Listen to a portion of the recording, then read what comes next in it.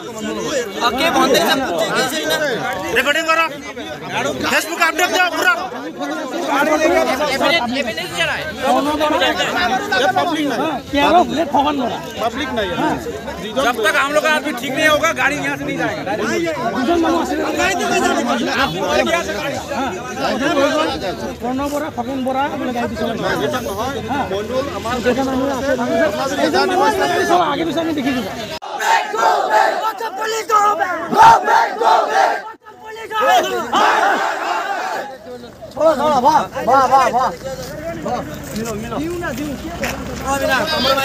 compromise mana anu silence support silence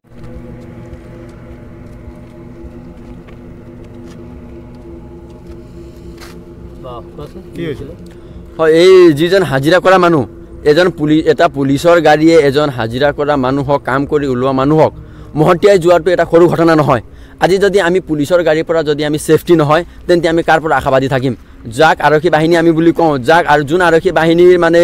আছে বুলি আমি শান্তিত খুব পাৰো বা আমি শান্তিত ফুৰিব পাৰো যদি সেই আৰক্ষীৰ গাড়ীৰ তলতে আমাৰ জনসাধাৰণ যদি মানে শান্তি নহয় তেন্তে বেলেগ কাৰ পৰা আমি কি আশা কৰিব পাৰিম যি হেতালি খেলিছে আমাৰ ৰাজগড় আৰক্ষী বাহিনীয়ে যে এজন হাজিৰা কৰা মানুহ যিভাৱে মহতিয়াই লৈ পেলাই তেওঁক এটা যি সংকটজনক অৱস্থাত পোৱাই দিছে তেওঁৰ পৰা আমি মানে অতি দুখিত আৰু আমি বিচাৰো তেওঁৱে অতি অনিতপলমে যিজনে দুখী তেওঁৱে মানে শাস্তি পাওক আৰু যিজন ঘৰৰ মানে ক্ষতি হৈছে বা যিজন মানুহক তেওঁলোকে এক্সিডেণ্ট কৰিছে সেই মানুহজন সোনকালে মানে আকু আৰোগ্য কামনা কৰে আৰু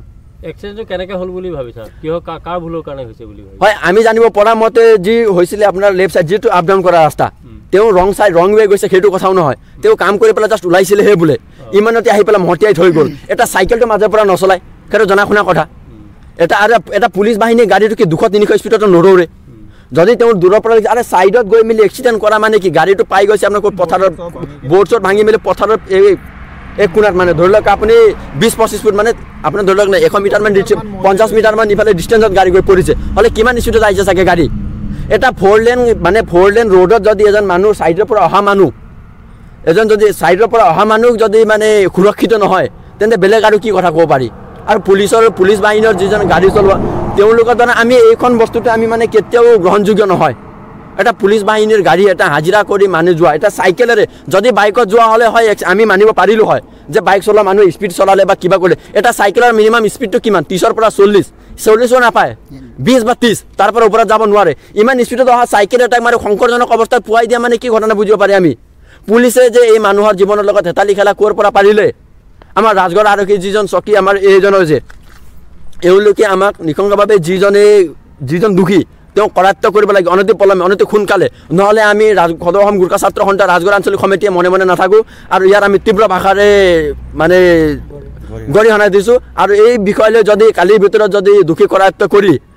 মানে মানুহজন আখুৱাই এইটো নহয় তেন্তে আমি ধৰ্ণা কাৰ্যসূচী হাতত ল'ম বুলি আমি এইটো কৰিছো আৰক্ষী কি আশ্বাস দিছে এতিয়া আৰক্ষী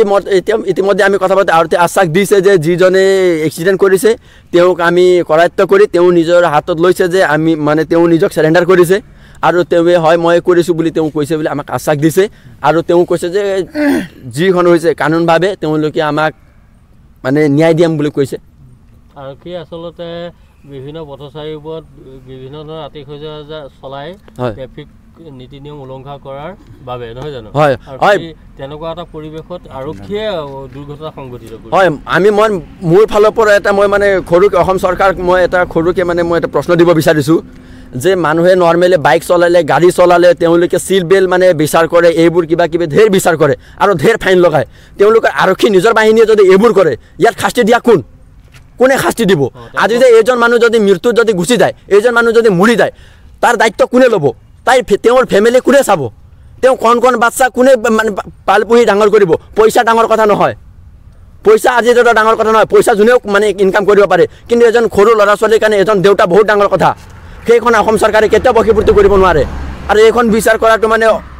এইখনটো আৰু অসম চৰকাৰ বুলি নকওঁ আৰু আমাৰ অসম চৰকাৰে এইখন বস্তুটো নিজে চাই মেলি আৰু এইখন এইটো কৰি দিলে ভাল ন্যায় বিচাৰ লাগে হয় ন্যায় বিচাৰ কৰি দিয়াটো ভাল